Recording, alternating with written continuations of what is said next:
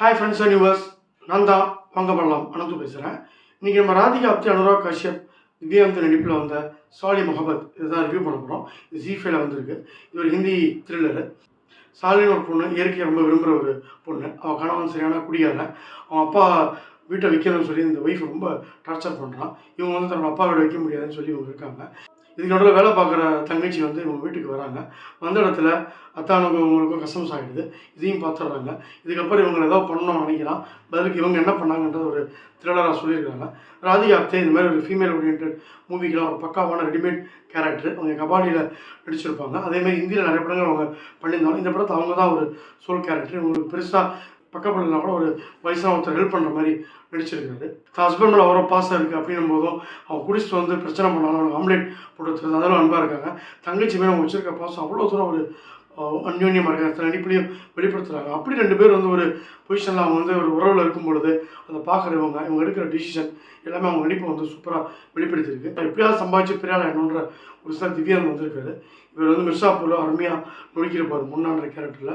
இவர் வந்து இந்த இதை பயன்படுத்தி ராதிகா ஆப்தே மேலே ஒரு சந்தேகத்தை வச்சு எப்படி பணம் பண்ண பார்க்குறாரு, அதை எப்படி ராதிகா ஆப்தே சமாளிக்கிறாங்க. அந்த சீன்ஸ்லாம் அருமையாக இருக்குது. ஹஸ்பண்ட் அவரும் நல்லா நடிச்சிருக்காரு. கசின் சிஸ்டர் அவங்களும் ஹஸ்பண்டும் போகிற சீன்ஸ் எல்லாமே கொஞ்சம் அப்படி இப்படி இருக்கிறதுனால குழந்தைங்க பார்க்குறத தவிர்க்கலாம். படம் போடிக்காமல் த்ரில்லர் பீரியலுக்கு ஏற்ற மாதிரி படம் போகுது. ராதிகா ஆப்தே என்ன பண்ணலான்னு ஹஸ்பண்ட் பிளான் பண்ணுறது, அது தெரிஞ்சு ராதிகா ஆப்தே பிளான் பண்ணுறது எல்லாமே சிம்பிளாக முடிச்சு இவங்க மேலே சந்தேகம் வர மாதிரி இவங்க தலைங்களை அழிக்கிறது எல்லாமே நல்லாவே பண்ணியிருக்கிறாங்க.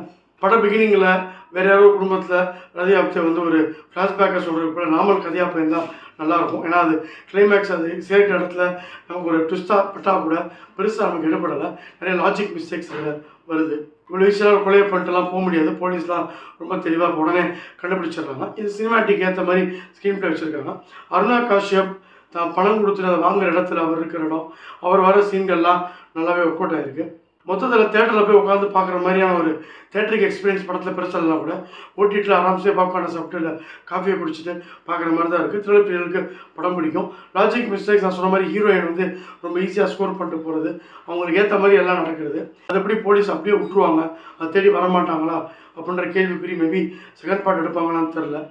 ஆனால் படம் போடிக்காமல் போகிறது, ராதிகா ஆப்தே பண்ணுற விஷயங்களை நியாயப்படுத்துகிற மாதிரி இருக்கிறது இதெல்லாமே படத்துக்கு ப்ளஸ்ஸு.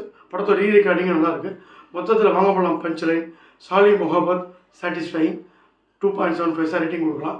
இந்த ரிவ்யூ பிடிச்சிருந்தால் லைக் பண்ணுங்கள், ஷேர் பண்ணுங்கள். வாங்க போகலாம் சேனல் பிடிச்சிருந்தா மறக்காமல் சப்ஸ்கிரைப் பண்ணுங்கள். நன்றி, வணக்கம், பை.